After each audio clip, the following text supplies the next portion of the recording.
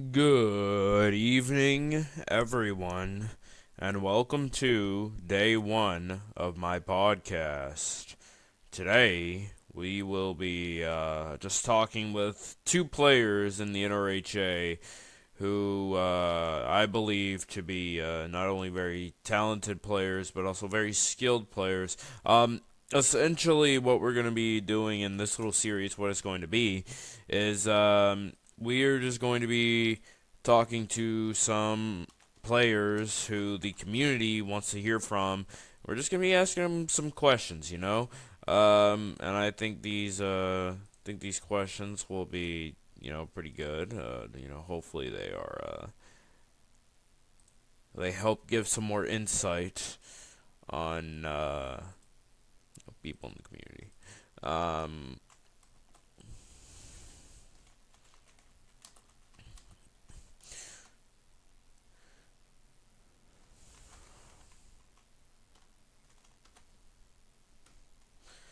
Alrighty,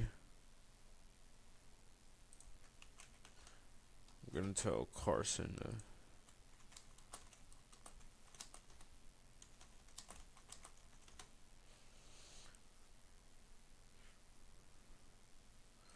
to send Carson private server to get into my little podcast.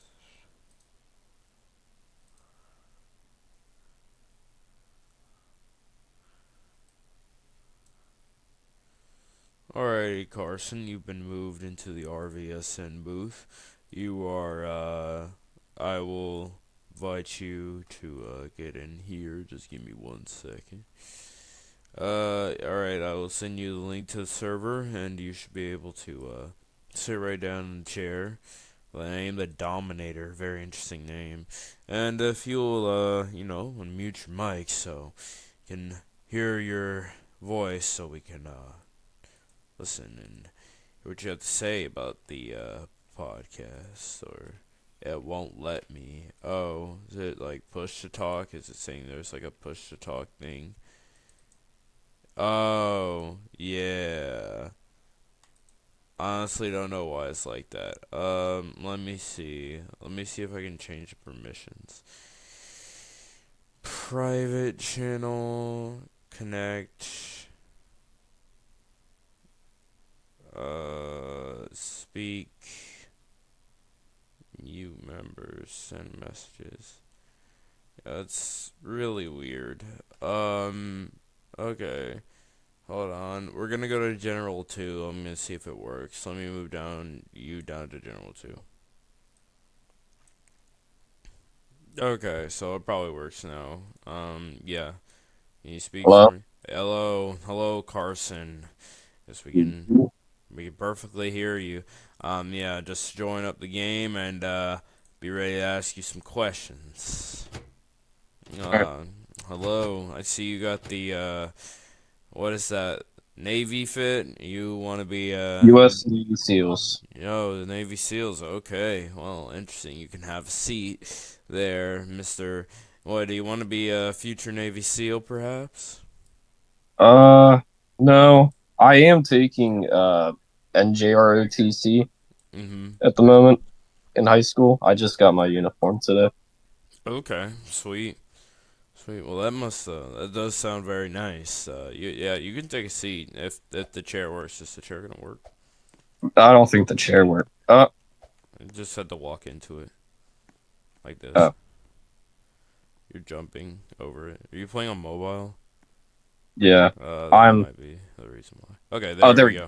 go. All right, There we. perfect. So, from what I do know, you are this league's rookie goaltender star who has been honestly outperforming some of our greats this season. You've had an incredible season so far. What do you accredit that to? Would you say you would accredit that to Buffalo's amazing defense? Would you say their offense and your MVP goal scorer scoring a lot of goals, putting the pucks, the other way, putting them in net, leading you to not have to save too much? Do you feel like your job as a goaltender has been one of difficulty, or would you say it's been pretty easy this season? Um, I mean, it's not hard to be a goaltender. Like ever over the course of like pro hockey's history, like it gets easier and easier.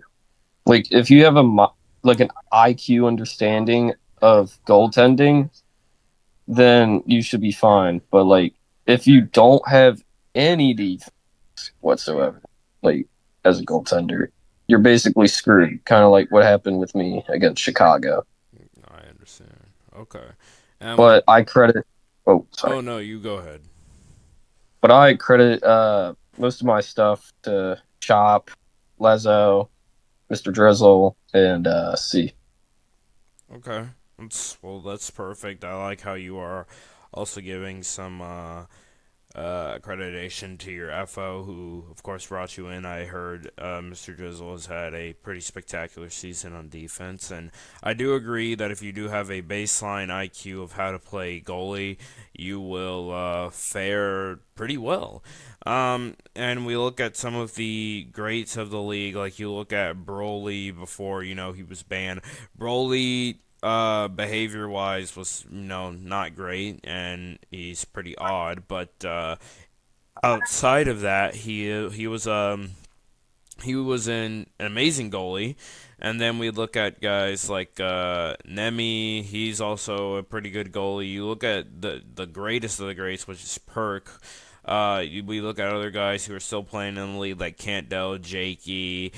We look at other guys like Murphy. Let's see. I know there are definitely somewhere out there, Sapphire or Sapphire. He also plays goalie. Flar, Who'd you say? Flar. Yeah, Flar. Yeah, we there. And I'm not even saying like those guys are the greats, but I'm saying there are so many goalies out there where if you had to have like if you had to have an unbiased ranking, where would you have yourself among the current goalies in the league? Would you say as even as a rookie coming in, you feel like you're the best, or do you feel like there's maybe one to two guys better than you, but you feel like you're still better than a good chunk of the league, or would you say, hey, I'm just starting, so I don't really have a place to find myself, but I just want to get to know you and where you think you are in terms of the goalie hierarchy. Uh, I mean, Flar and uh, what was his name?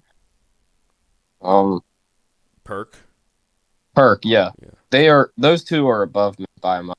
I don't think I'm at that level yet, but like I think over the course of a couple seasons, I might. I'm probably above Juggle because although he has more assists than me, I'll give him credit because of that. I don't think he has like I don't think he's able to have like the stopping power I have as a goaltender, like to save shots. But I'm definitely higher some of the goalkeepers Okay. in this league, other than Perk and Flar. Okay. So, in terms of the goalies who are currently playing right now in this current day and age, you feel like you are the best. Uh, I mean, I would consider me being the best right now because I've had a fairy tale story of everyone said that like I would crumble or whine. Well, people have whined about me, but like think and I have come a long way from starting out with NYR, which unfortunately folded pretty badly.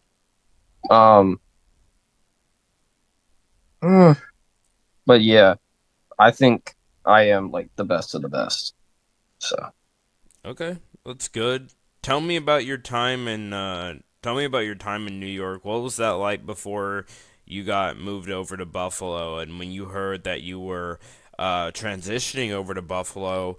What did that feel like? Was there a lot of excitement there? Did you feel like there was a lot of pressure in that starting role? Did you get worried? How did you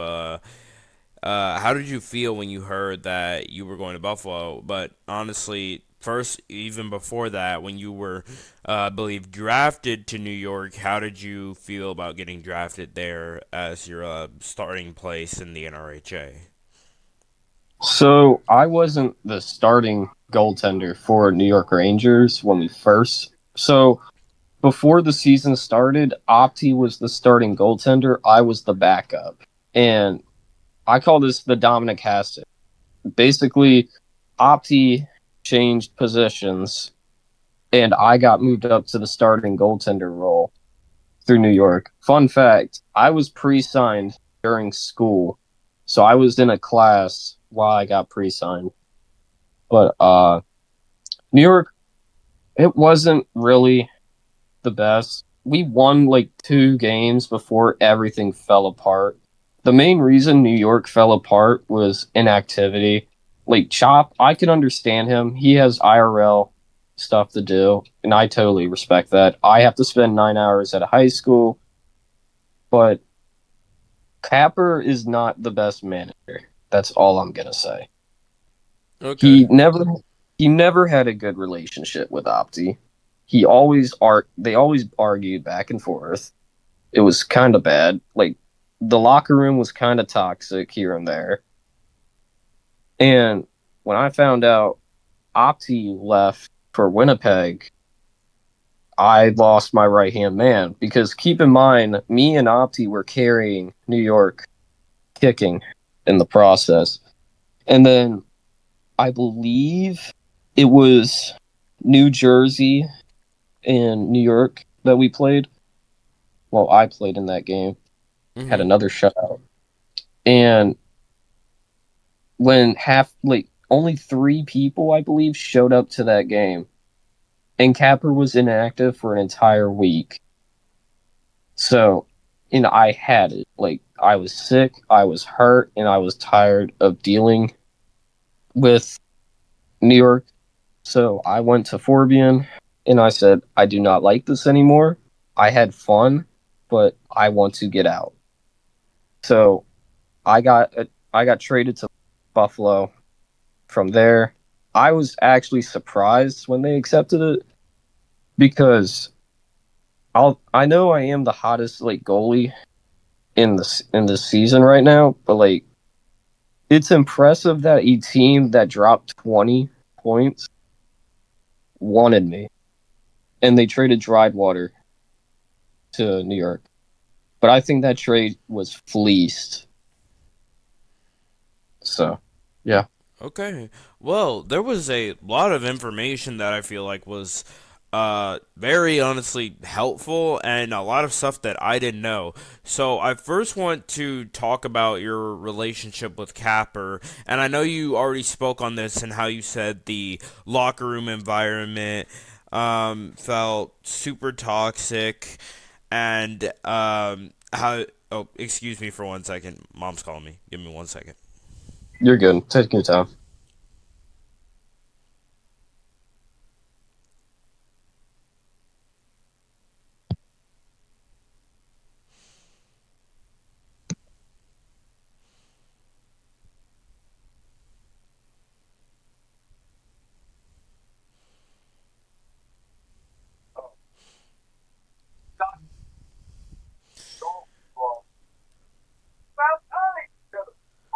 All right, I've returned.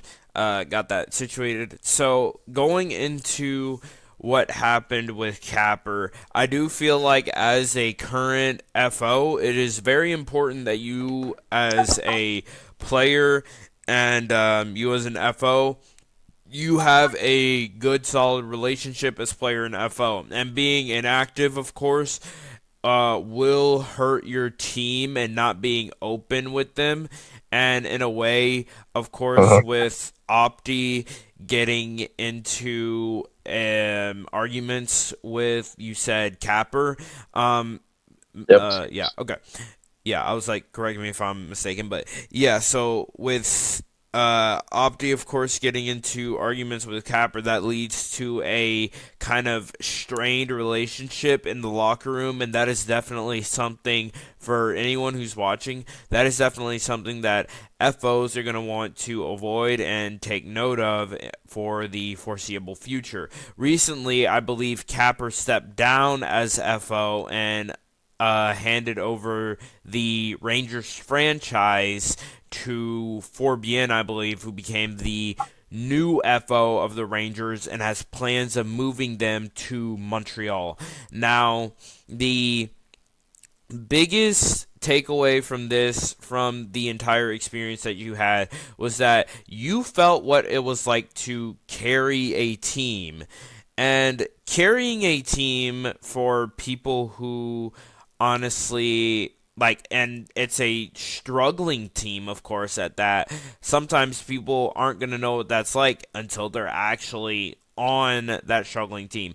And I see how your MVP goal scorer is scoring at an insane rate. Now, had something happened to him, or, and when I'm saying happen, let's say he went on IR for the season, or for the rest of the regular season, or every game he just had terrible luck, like he would get injured or get in fights, things of that sorts. So when it comes to things like that, do you feel like, of course, leaving from New York to Buffalo, that transition, do you feel like getting there in Buffalo, do you feel like, especially having an MVP in the locker room, do you feel like when you got into Buffalo, you were treated well, treated better, you felt welcomed? And my next question is, since you and Opti knew what it felt like carrying a team, do you feel, and because you're in the Slava Cup finals now with the Buffalo Sabres, do you feel like if your MVP goal scorer, I'm just going to say Swiss Cheese because, saying his name is kind of difficult for me, but if Swiss Cheese was not nearly as active as he was this season, do you believe that your team would be in the position that they are now? And when I mean that, I don't mean Slava Cup finals. I mean, he can be as active as he wants in the playoffs. I mean, in terms of being first in the conference, or even just making the playoffs in general. Do you feel like his impact has honestly carried the team in a kind of same extent that Opti's did to, and with Opti, it's a lesser degree. I believe Opti is a elite player at right now, and I believe his ceiling is franchise. He could be a league player, but I believe his ceiling is possibly franchise. So, what are your takeaways from that? Uh, when you, I can see Opti as a league player. I've played with him so many times in New York.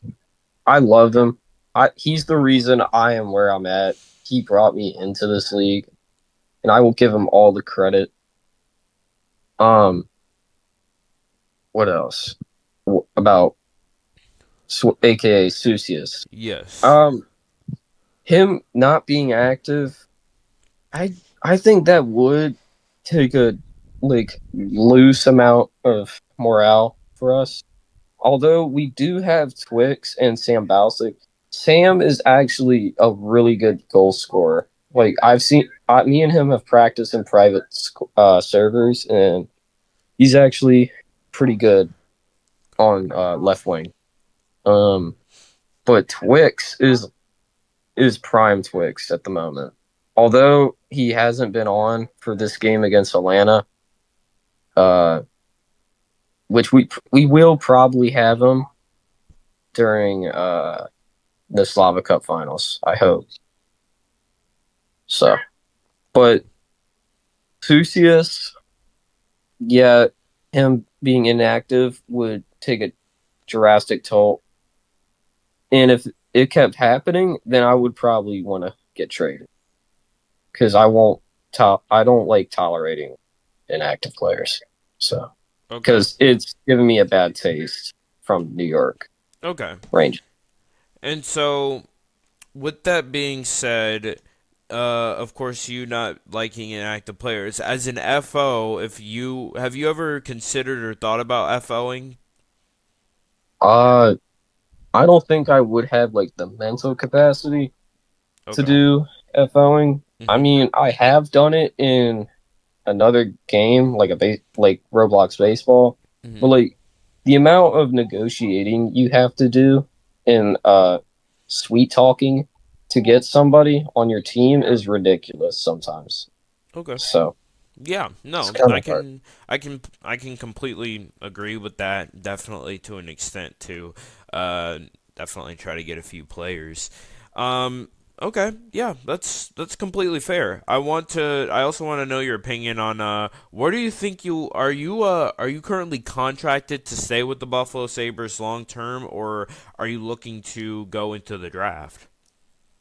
I re-signed with them for season 8 and season 9. So I Okay. will probably be staying with them for a while, but there's always never ever always staying with one team for 2 seasons though. Right. Cuz anything can happen You're and right. my mind can change at one moment. Well, Uh, knowing Buffalo's uh draft situation, what they did was this season being season 7, I believe it was Drizzle. He hit me up asking if I wanted to trade my first round pick, and or I said I had my first round pick on the block, and I believe Drizzle said, or I believe Drizzle hit me up, and I asked him if he would trade his season 8 for my season 7 because we landed a low draft position. And so then he had 2 first round picks. Now, the thing is, going into next season, unless Buffalo does have a good amount of contracted players on their roster, it is definitely going to be. I'm not saying they're not going to be a well. To be honest, without that first round pick and the length that they've gone, like being second in the NRHA as a whole, with I believe 24 points. I don't have the stat sheet up right now because I can't change screens, otherwise it'll just make a whole commotion. But Buffalo having an insane amount of points, and now they're in the Slava Cup final with Dallas. If they win, they will have the lowest chance to draft anywhere close to the top 5. So what I'm saying to you is, if things were to get rough, would you next season? Would you request a trade out of Buffalo, or would you stick it out with them, hoping that next season would be better, or that the FO would be able to have some magic? And if so, if you are to do that, what teams would you be interested in going to based on the players that they might have contracted right now, or possibly the FOs themselves? Who do you think you would like to see yourself working with on maybe for season 8 and season 9? Who you feel would give you that starter position and do right by you? uh let's say if like Drizzle would not FO next season, aka season 8. I've also heard like New Jersey is becoming a powerhouse in draft picks. Well, Am I- I am the FO of New Jersey, and I will say that is Oh, very correct. Yes, that is very correct. We have 3 first round picks. I will say this publicly though. Um, I most likely will not use all 3. I will say one of them will most likely get traded. I'm not saying for what, but one of them will most likely get traded.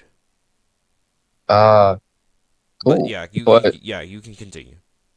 one of the teams that, well, a couple teams I would join for, let's say, if I would like requested a trade or my contract is up or I get drafted, is either New Jersey because Martin Bordier, GOAT. He's like my third favorite goaltender, and also New Jersey's pretty cool. I like them. I like you Oh, guys. well, we appreciate that. We like you too. We think you're an amazing goalie. Thank you. Dallas. I thought about it, but like, uh, juggle, man. The amount of stuff he says about me is kind of like ridiculous. So I would think about Dallas, but like sometimes I do and sometimes I don't, sadly.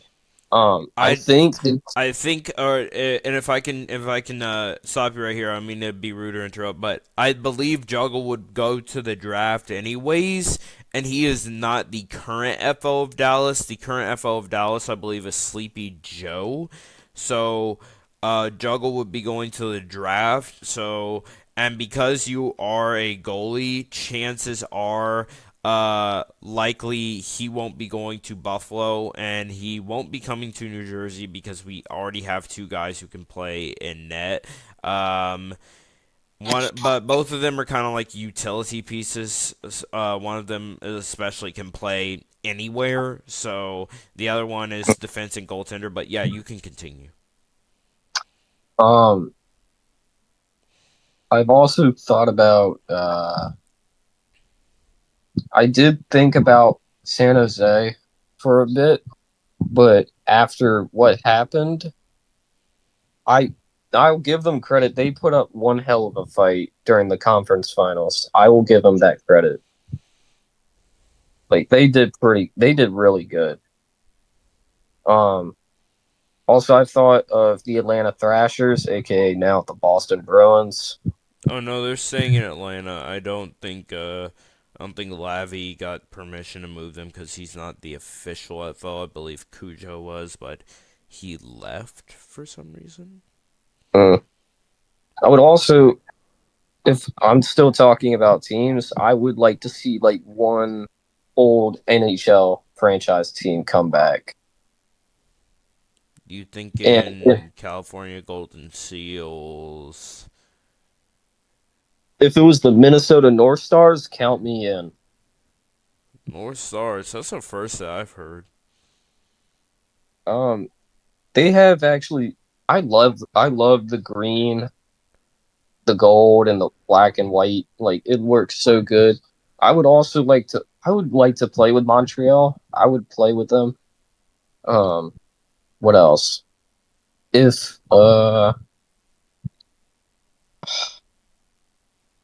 gotta think now. Oh, if the Arizona Coyotes came back, I would play with them, including Colorado. But yeah, those are the teams I would play for. Okay. Okay, that's good to know. Definitely gives people who are watching, FOs especially, a good amount of insight on who to draft you with and who to put you with. And speaking of how you say Juggle was speaking about you, I know there are definitely some players who can be very critical of other players, how they play, how they do things, how they operate, even how they manage things to the ownership. Who are some players who you definitely don't want to be in a locker room with outside of Capper, of course, because you would feel like it would kind of diminish, any sort of, feelings or value that you might have or bring to for the team. Uh hmm. Uh Mostly juggle. I will say that. Uh I'll also give you guys a couple reasons why I do not like him. Well, first off, I don't think he likes me because I don't think he's ready yet to admit that I'm better than. I'm sorry, but I had to say it. So, Okay. uh and Juggle has so during the game against Atlanta after we finished up, the riot in general chat was kind of ridiculous and funny at the same time. They chose DEFCON 1 for that. Um but during during like a couple saves I made, Juggle called me the god of stat padding. I I do not like how stat padding works for goalies. I think that's kind of a cheating move on how to get more better stats to win the floor. I've earned most of my stats from playing and shutting out games. I've shut out 8 games, starting with my second game all the way up until Chicago. So. Okay. That's the reasons why. Okay. I got it. And yeah, I do feel like it can be pretty annoying to have to deal with someone chirping at you, especially about stat padding and things of the nature.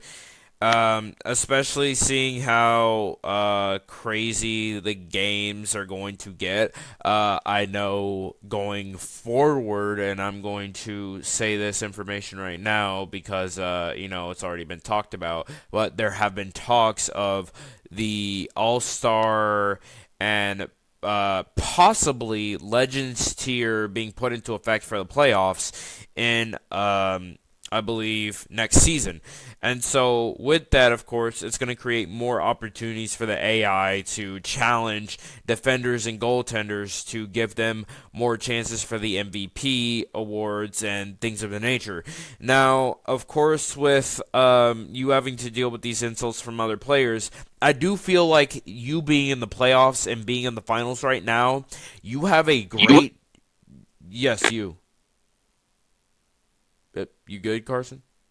Yes. Oh, Yep. okay. Oh, all right. I don't know. Why? Oh no, no. I thought. Oh, I think my voice echoed onto from your mic or your mic to my mic, and I was like, oh, what just happened? But so you have a amazing opportunity right in front of you to go and push forward and possibly very good chance possibly win a Slava Cup and add that to your already amazing looking resume for a goaltender. Now, when I say this is an amazing chance, I'm saying this is a chance that you're going to have to capitalize on, especially to shut any of the haters up, because I'm telling you, any mistake that you make, especially in the finals, will be blown out of the water in terms of just how big or crucial the mistake was. And so I feel like as a goaltender, of course, you say you have the basic goalie IQ that's needed and necessary, but do you feel like you are ready for that pressure of being put on in the spotlight in a Slava Cup finals versus a very strong team? Because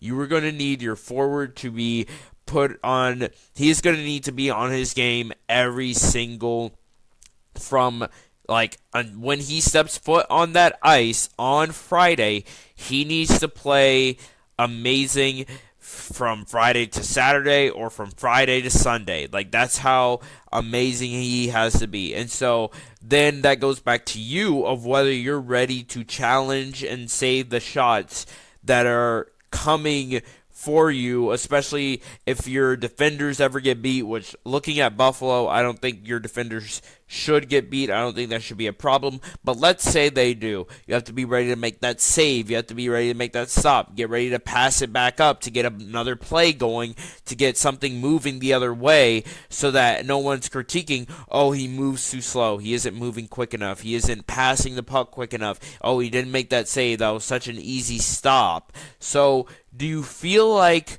compared to your other seasoned adversary, in this case Juggle, who has been around the block a little longer than you in terms of playing in the playoffs and experiencing this pressure? Because let me tell you, even though this is an online game, there is definitely a lot of pressure from not only the community, but you can even end up pressuring yourself because, the stakes are high. And seeing what Dallas has done these playoffs as well as Buffalo when it comes to GD, these could very well be 1 to 2 GD games to where you as a goaltender, every save is going to count. And if you let in a goal, it could potentially have your team lose or have your team win. So my main question is, going into these playoffs, how do you feel like you're going to handle that pressure? Uh, Ever since we started the playoffs, I've treated every single game as just like a regular game. Like, sometimes I'll talk in VC, sometimes I don't.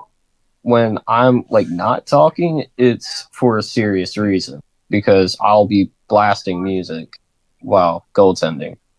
Um, but Unfortunately, I will not be playing Friday because Okay. I have a football scrimmage against Old Mill. Okay. So, but I will be here for Saturday and Sunday. Okay. But I hope my boy Latvian gets the job done on Friday. Well, what I Um, oh yeah, you continue. no, no, no, you can. It's No, no, fine. no, you continue. You continue. Uh, but I don't understand why go well, to be fair, if you aren't able to stop a full icer, you need to go home and never come out. Because let's say your team has the puck at the other end of the arena, at the other hashes, and the puck comes flying at you. You should play the puck. Go out of your crease, play the puck, and pass it to your players. But however, if your teammate, let's say the defender, loses, gets beaten by a winger that has the puck, you like get out of your crease and slowly back up, and then you block the shot. But when they're serving it on your side, you have to move to what side the ref is gonna drop the puck, because that is the most that's where the AI mostly shoots. So you have to be there. And if you are not, then the AI is going to capitalize on it. So, Okay. I see. And do you feel like having good defense to help you out in terms of AI positioning and finding where the AI is going to shoot is definitely helpful? yeah. When I started goaltending in this league, I watched old art row hockey goalie clips on how to get better as a goaltender. And I also did watch NHL goalie clips to also get better. Okay. Um, but yes, defense matters. It really does matter as a goaltender. You can say you're the best at everything, but you matter. Your defense matters more than your reputation as a 100%. goaltender. 100%. That's, and I feel like for a lot of these big series that we have, defensemen are unsung heroes because and goaltenders in their own right as well. Because when we look at majority of these people who are winning the playoff MVPs, a lot of these players are usually forwards, and they're usually the guys who score the most. What about the guys who sent them the puck or who basically passed them the puck? I mean, sure, they can win it off face-off, but what happens if they don't? Who are those guys who are there to penalty kill and get them, pass them the puck up so that they can break out of the zone to put it the other way? Who are those guys who are saving the shots where a AI goalie could possibly let it in and it could be a crucial determiner to win or loss? So it's factors like that excuse me can Your definitely determine um like MVP. Like that's why we are looking into changing this system, because um a lot of forwards are definitely being given the MVP right now. They and I know this about goaltending, but I'm just gearing off for a second here. I know a lot of forwards are given the MVP. I don't think we've ever had anyone other than a forward get an MVP award. We definitely do want to see more representation from MVPs who can be goalies. Like, for example, if you were to be so insane next season that you were to go on an absolute tear of shutout streaks and shutouts and amazing performances and then did the same thing in the playoffs, well, you could have a strong argument for MVP there, because not only were you passing and playing, but you were also saving at an elite rate. And I believe, and a crucial factor to Buffalo's upcoming game is I know, and watching how your local Latvian played, when I was commentating, he definitely did a pretty good job of making great saves. When I saw him, I was extremely impressed. I must say. So I think you guys will be in good hands going into game 1 and 2. Um, Games 3 and 4, though, are of course going to be in Dallas, so there might be a small bit of concern there going into there, especially because it's an away game. Do you feel like Buffalo on the road has been solid, or do you feel like there's more to be desired when it comes to you guys playing on the road versus playing at home? And of course, you guys do have home advantage. It is a 7-game series, so if you were to theoretically go 7 and win all of your games at home, you would win the series in 7. But and this would also mean losing all your games on the road. But yeah, how do you guys? What's your mindset when you're on the road, especially when it's like, okay, it's time to put up as much GD as I can? Do you feel maybe less pressured, more pressured? And I know you're not the main goal scorer, but how do you feel? Uh, Sometimes I can feel pressure during like away games. I mean, away games are like a game of Jeopardy. You don't know if like the amount of GD you put up doesn't mean that the other team you're playing against can do the same. Like the other team can pull off miracles. For example, Atlanta. We had terrible ping on the road and we only put down 11 GD. They scored 16 GD during one of our games, which is impressive. I'll give them credit about that one. Um, but there is also a lot of pressure on the goaltenders during away games because you have to stop the puck. You have to get the puck behind the net to your forwards so they could score instantly. So Right. And I definitely know that all that pressure can definitely lead to some mistakes that could possibly lead to a turnover, which could lead to an AI goal. Of course, I haven't seen that from you this season, and I hope as you are rounding up the remainder of Season 7 that doesn't happen to you.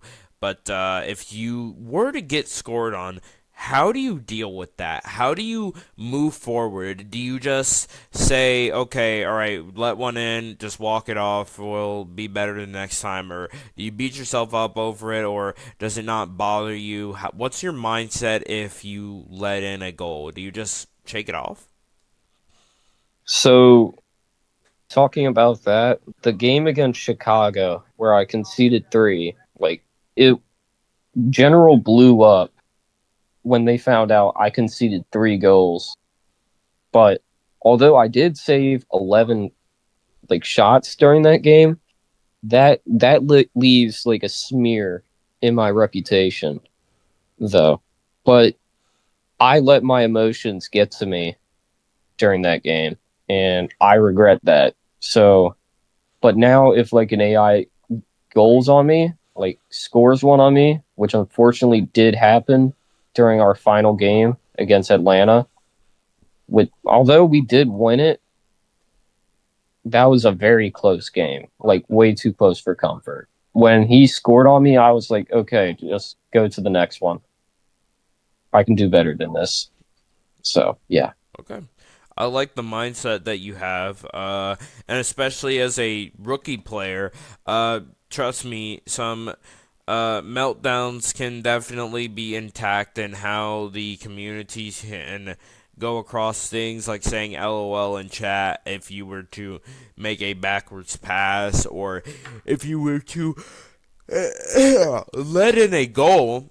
I definitely know that the community's reaction, of course, can be a little overblown. As a commentator, of course, if you are to concede a goal, of course, I'm gonna overblow it, and the only reason I do that is because it gets me views, and I like views, and yeah, I like views. I want the channel to get viewed, and I want people to look at it.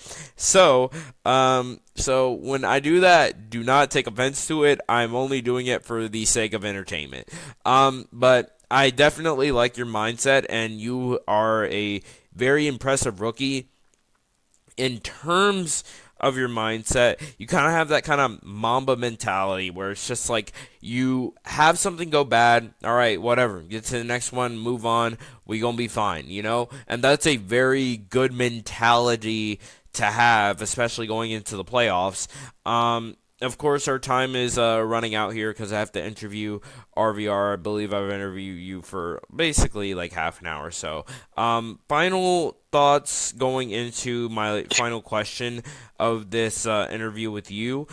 Um, do you think Buffalo will beat the Dallas Stars? And I know you're saying this from a Buffalo perspective, and you know how good you guys are, but looking at that Dallas team, who they have in net, who's their goal scorer, everything like that, do you all think that you guys beat them and beat them comfortably? And if so, how many games do you think it's going to take to beat them? And by the way, there has only been one game 7 in the entire MRLH, NRLH, WHRA, NHRA, all of the leagues. There has only ever been one game 7. All of the other games have been finished in 4, 5, or 6. I guess we would have to wait and see because um we do have a lot of supporters like rooting for Buffalo, and we also have supporters, well, like fans, like kind of rooting for me as well. Mm-hmm. And I appreciate that. And I am one ice cream flavor they like, and I'm vanilla, baby. But I would say we would have to wait and see because I have a feeling it could happen in 7 games. Who knows? But this is going to be a tough battle. This might be a little bit. This is going to be rougher than San Jose or hell, even Atlanta. Like Okay. dumb things can happen. But yeah, that's all I have to say. All right. Well, thank you, Carson, for entering this interview with me. I enjoyed having you here on RVSN, and I wish you the absolute best going into the playoffs. And just so you know, I am rooting for you and Buffalo to take that cup, and I hope you guys all do well and that you have an excellent goaltending performance. Keep on with your media stuff because it is absolutely amazing. It's fire. What you dropped, what you or Sam dropped is one of the best. Honestly, it's the best graphic design that I have ever seen in the history of the NRHA. So kudos to you on that, Did you and see good the luck in the video? playoffs. Yes, I did see the video as well. That was also extremely fire as fuck as well. Yeah. All right. Thank you for having me. I appreciate it. Of course, man. Hey, stay safe. Stay safe, brother. All right. All right, peace. Peace out. Alrighty, so we are about to interview RVR for our next person on squadron sit downs. So we are about to enter. We were about to have him enter here. So yeah.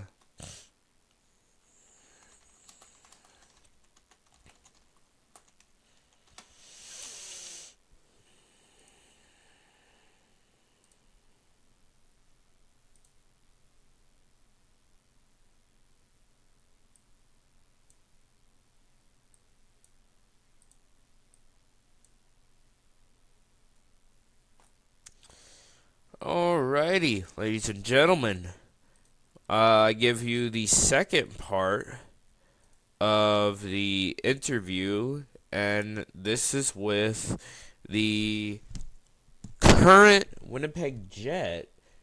Of course, because the season's over for the Jets, he's still a current Winnipeg Jet. But he's soon to be a. We actually don't know where he's gonna go. I'm gonna be honest. He could land extremely high on the draft. I don't know. All right, welcome RVR to the interview. I'm gonna ping everyone, tell them to join up. Let's see, media ping. Let's see.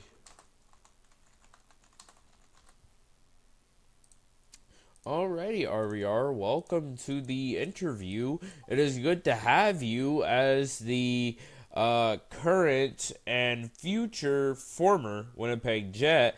I hope you're doing well, man.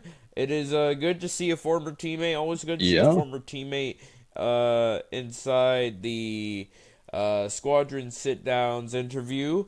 I'm very happy to honestly see you here. So, let's talk, man. So you had an incredible season on Winnipeg, scoring 93 goals and 25 assists, totaling up to 118 points. Quite an impressive point total, and leading the Winnipeg Jets with the closest second, scoring 70 goals, being a superstar, being Z-Laws, or otherwise known as, I believe, Optimus. I believe that's who he is. Yeah, so Optimus with David as your FO.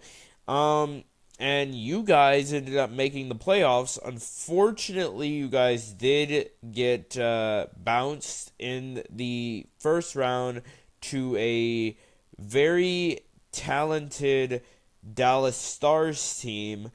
And of course, on that run in the playoffs, you were their leading scorer, scoring 19 goals in 3 games, totaling up to 24 assists. So, RVR, let me ask you this.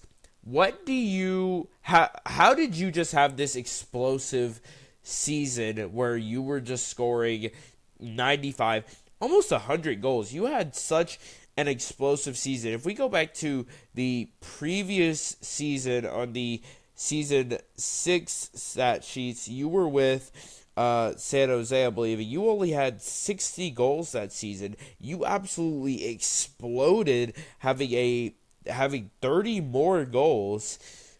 How did you just take that big leap joining Winnipeg? Honestly, it just really took me a lot of confidence. After the initial season 6 run, especially after I won my first award, which is I believe the Chippy. The momentum just did not stop for me there. Um, I would always hop into like private servers just to practice over time, and I just got better and better at shooting. I mean, I feel like I could have obviously done better this season. I did have a few like bloopers, but honestly, I just didn't really put much thought into it when I was shooting, and to be honest, I don't really know how I got 120 points. And might I say, it is extremely impressive looking at your stat line from when you were on San Jose and you were only scoring about 17 all the way up to scoring, I believe I said, let's see, in season 6 that you went and scored 60. So a huge jump, and then an even bigger jump, and then you took a massive jump, another big jump, and so you just keep progressing and keep getting better over time. It seems to me, RVR, that you are taking the Nathan McKinnon route in a sense, where you are just taking, you did have, of course, a generational beginning to the season, of course, with your first season being, I believe, season 5. But moving forward after season 5, then you took another leap and then another leap, and now you are looked at as one of the top 5 players in today's current league. So in that sense, because you are looked at as a top 5 player, you are of course going to be entering the draft, and likely you are going to be franchise or league tier, which means, excuse me, for teams that get lucky and might not have as many pieces as they want to bring in, you might get on a rebuilding team, or you could get on a very, very strong team. So if you feel like you do get on a rebuilding team, do you feel like your situation might be the same as Javis, where you're just going to be on that rebuilding team and they're not going to let you go because you kind of carry that team and you work hard? Um, I mean, I wouldn't mind going the Javis route really. After I won my first 3 cups in a row, I'm not really focused on winning too much. I just want to, increase my stat line and just put on the work every single day. I mean, if I have to take that run like Javis did this season, I wouldn't. I honestly would not mind. I'll play for any team that drafts me, and yeah, I mean, nothing else to say really. Okay, I got you. If you were to go to a team or pick a team that you want to go to, where would you want to go? Um, I mean, like I said, I don't really want to have a bias, but I honestly, I think I'd rather go back to San Jose.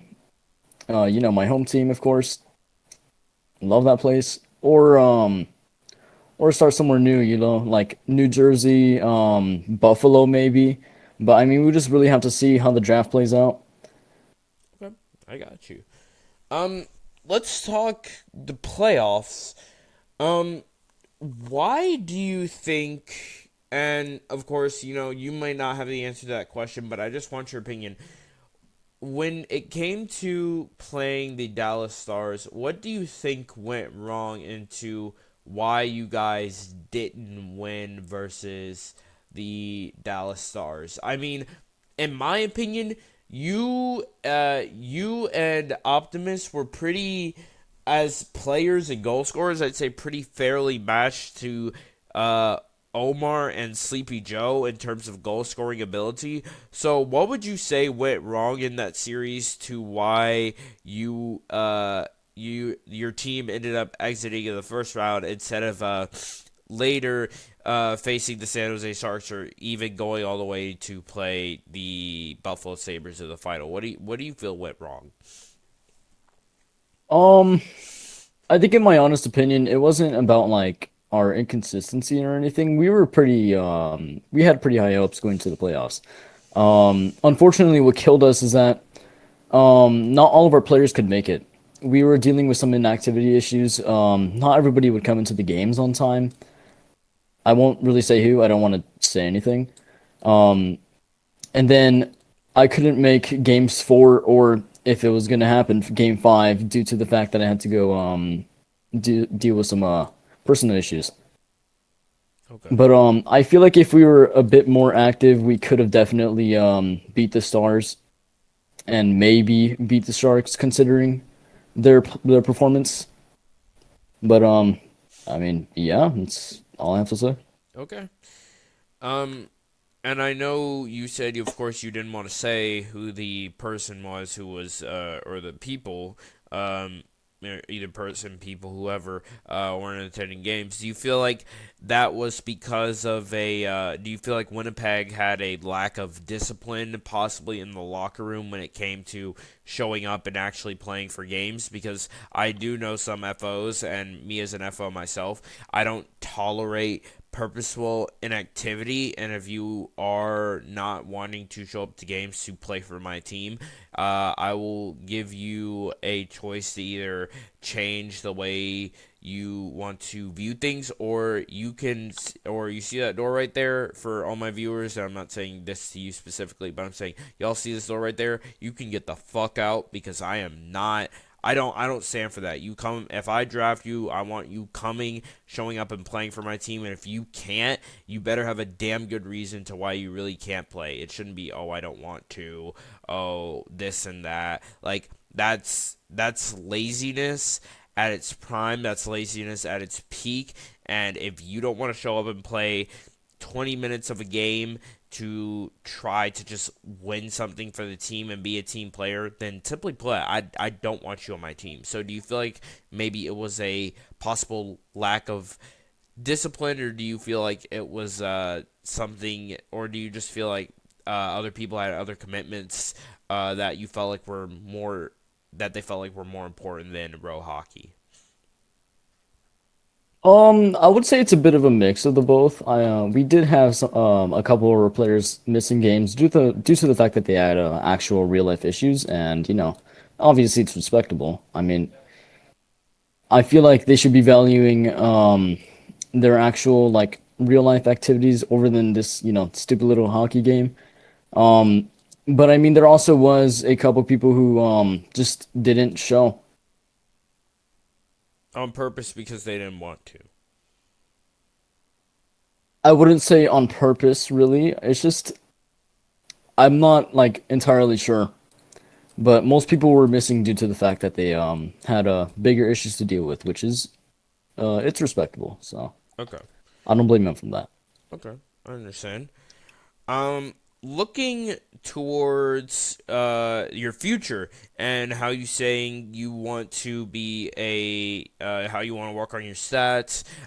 What's your end goal? Is your end goal to become one of the hockey's greats when it comes to when people talk about greatest wingers of all time? Do you want your name to be put in that conversation, or are you just looking for Hall of Fame status, or are you looking above Hall of Fame status? Like, are you looking for legend tier 1 status? When people bring up wingers, they think of RVR, because I know when I bring up wingers, the first 3 people that pop into my head, and this is also because I'm around I'm a prime gen, so I joined around the WHRA. There is Lavi, Big Smoke, Evil Luke, Maddie played during that time. Believe Note as well. So when it comes to guys who are just kind of etched in row hockey history, do you want to be one of those guys who are just etched in history where people just think when they think about you, they're just like, "Oh my gosh, this guy is he's fantastic, he's great, easily one of the best of all time, one of the best ever play." I also forgot to mention Sachi as well in that tier as well. And of course, in terms of how good of he was as a player, I don't mean any disrespect, but of course, those first 3 guys uh, pop into my head. But yeah, I mean, do you want to be up there to be known as the greats, or do you just want to try to get into the Hall of Fame for your just consistency and your absolutely amazing performances and how you just get better each season? Um, I think it's a bit ambitious, but I do want to become one of the greats of this league. I didn't join with the best start, really. I was kind of a nobody when they joined the league, but I do really want to etch my name into history, and I want to prove myself. Really, I want to prove that I can really live up to these other people like Lavi, Sachi, everybody else. I really want to live up to that. Okay. And that's good. So, how do you feel like you are going to live up to that standard that you set for yourself? How do you feel like you're going to live up to that? Do you feel like it's just by being consistent, or do you feel like having more cups and more accolades are going to help? Do you feel like maybe training with some players who are putting up MVP career numbers right now, like for example Swiss Cheese? Do you feel like maybe training with people like him will put you in a better position? How do you feel like you can keep increasing your stat and goal totals so that you are put in that conversation, because currently you are looked at as a top 5 winger in this league currently for the current players, and from what I remember, you were drafted first overall. But we look at other people, of course, like Swiss Cheese, who are putting up absolutely insane numbers, and I feel like he keeps getting better each season. People, and I myself kind of think of him as the Connor McDavid of this league. How can you be the Sidney Crosby or Nathan McKinnon? Like I said, I feel like you're taking the Nathan McKinnon route, so I feel like your stat totals are going to get even better. You're going to go from 90 to 111 or 120. Do you think having very good talent around you is going to help propel you further, or do you feel like having good talent is going to balance things out, or do you feel like you really just need to have the puck most of the time, and be able to just put the puck in the net on a consistent basis to be able to get a lot of goals and do the stat padding so you're up there with the legends? What do you think that process is going to look like for you? I mean, for me, I think it's gonna really rely on a lot of consistency and discipline. Um, I just really want to like just I shit, my bad. Fuck. I just really want to be consistent with my play and really just like stay disciplined. That's all it really takes for me personally. I just gotta make most of the games, or if not all, and just stay consistent with my scoring and basically just prove myself. And yeah, that's about it. Okay. And RVR, do you feel like, um, going into or trying to keep your consistency, that speaks of activity. Do you feel like you are going to be active this next upcoming season and for the foreseeable future? I get, of course, life can happen, but do you feel like you are going to be active in the foreseeable future? Because I know FOs and other people might also look at this or view this and be like, okay, we're taking notes on this guy, whether we want him or not. I mean, we look at his stats, they check out. It's then going to become a question of activity or not. And when the playoffs roll around, will you show up? Because there are so many amazing players in this league who are absolutely goated in the regular season, or as critics would like to call them, regular season warriors. But when you get to the playoffs, or when they get to the playoffs, they struggle, and that struggle leads to them being looked lower at. Because I'm going to be honest, Maddie is he's amazing in the playoffs. He's definitely a guy who you want in the playoffs. Top 5 player in current NRHA day, maybe even top 3 when it comes to the playoffs, because of how good he has been consistently at proving himself when it comes to games that matter. How good he is. He is very talented.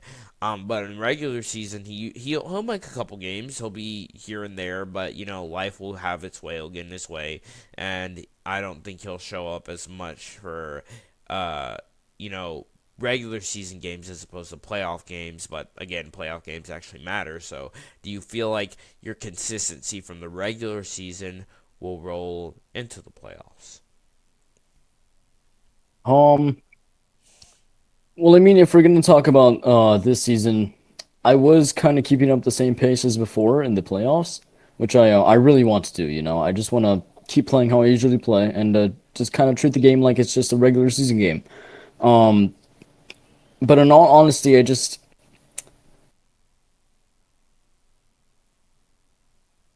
oh shit, sorry, my mic is just being No, you're fuck. good. Don't worry It's about just it. being terrible right now. But I think it's only just the consistency that really matters. Going into the playoffs, and I mean, that's kind of like all it really is.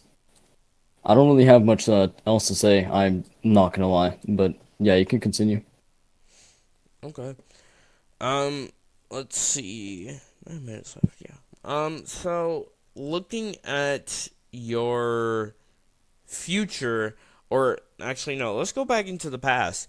Who were some of your favorite players that you honestly played with on your on teams? Like, who did you really enjoy being in the locker room with? Like, a who made it a really good locker room environment to the point where you were just like, man, I just love being here in this locker room. I love being around these people. Like, these people make the game even more fun. It feels like more of a family inside of here instead of just, a few people getting together to play a game.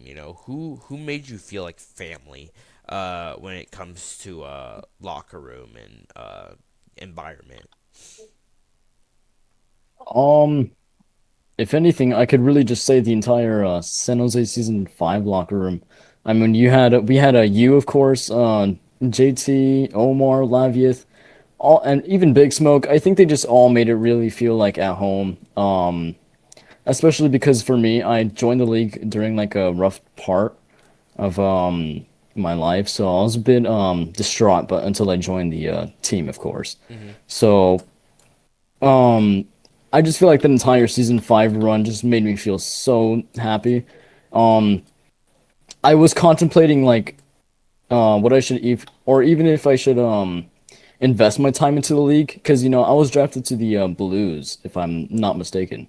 So I honestly feel like if I did not get traded there or if I did not experience that locker room, there's a really good chance I would not be playing right now. So you really do feel like that locker room really made you feel like family and brought you closer. Honestly, maybe even helped out a lot with mental health. Yeah, I can wholeheartedly say that. Yeah. Okay, great. It kind of sparked my love for the game and why I'm still playing today. So, Okay.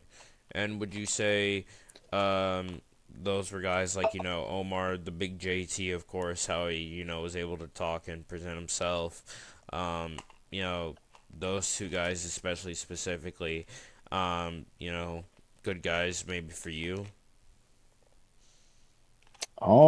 yeah, I mean, it was really Omar and Joe who they really, um, they really connected to me. I won't lie.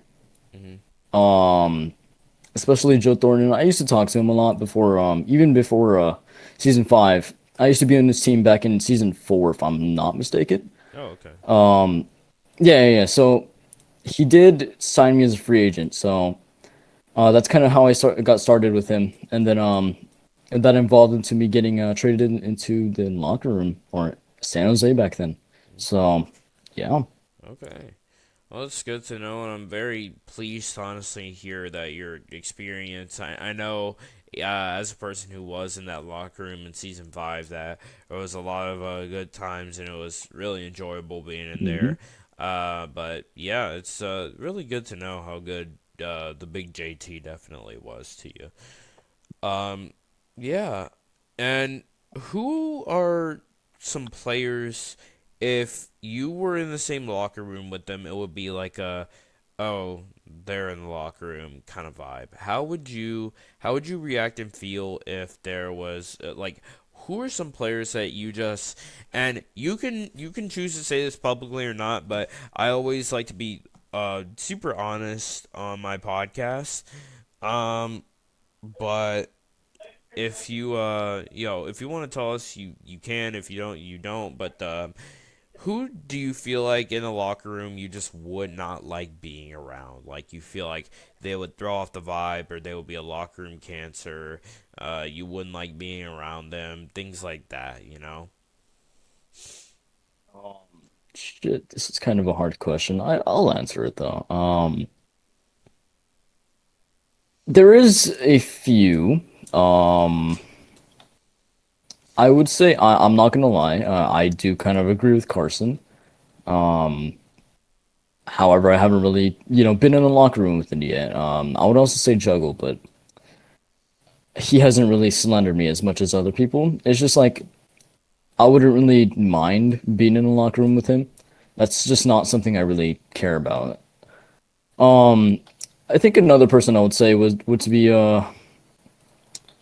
in all honesty, I think I would say And it's a bit hard. and again, I know I want you to say this, but again, I'm just saying, we do prioritize honesty, and I appreciate you for being honest, but I know a lot of people out there are going to be watching this, and I mean, you're not making enemies by saying this, and like I say, you're just giving your opinion on honestly how you feel about other players and how things have gone about. So, yeah, just give me your opinion. I mean, I'll say another player. I don't know how to feel about Lazonian, to be honest. I don't really want to call him out. It's just um I would always try to like help him out, but just things would happen in the locker room, and it wasn't like severe or anything, but it was just, in all honesty, it was just like it was a bit odd with him. I won't lie. That's all I'm really gonna say though. I don't really want to, like no shade towards him. Obviously, I get he's dealing with other things in life, so.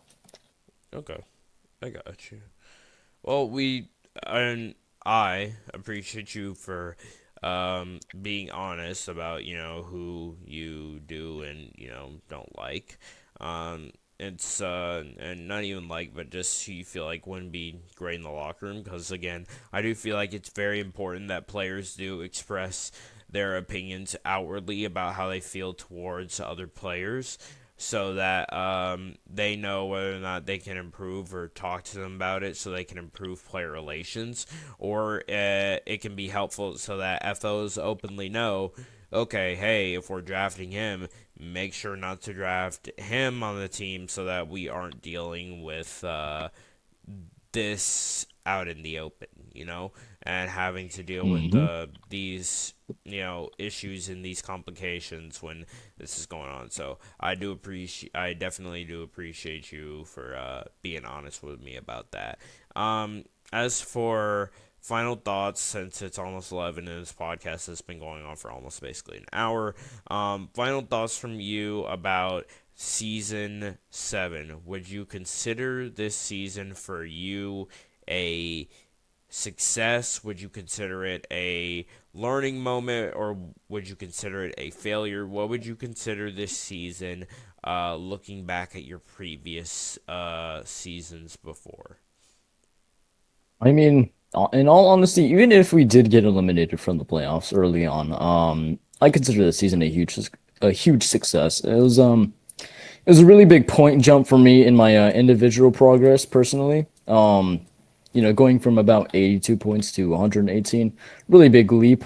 Um, and I mean, again, I'll always say this. I was very proud of me and my entire Winnipeg squad this season. We really tried our hardest, even if it did not like end how we wanted to. So um, I'll always say this. I think this season for me and Winnipeg, I would say it was a success. Okay. Well, thank you, RVR, for joining me on my podcast, and I am Yeah, of happy to course. hear that you feel like your season was a success. I also think for Winnipeg, the season was a success as well. And I am proud of you for what you've been able to do, and I am hopeful, very hopeful for the future ahead of you. Thank you. Of course. Do just walk out of this door or? Yeah, you just walk out of that door, and I All will, right. yeah, see you later. Yep. See you later. Alrighty, so thank you everyone for joining today's podcast here on Squadron Sit Downs. I really hope you guys like this podcast, interviewing both RVR and Carson. So if you guys would, please, of course, subscribe, like the video, show your support, share it, of course. And let me know if you would like me to do more podcasts like this in the future. And who you would like me to bring on. I am very open to doing a podcast tomorrow when I get home. So, from a long day of work. So, yeah, just let me know, guys, and I'll be ready. All right. Thank you all. Have a magnificent rest of your night, squad.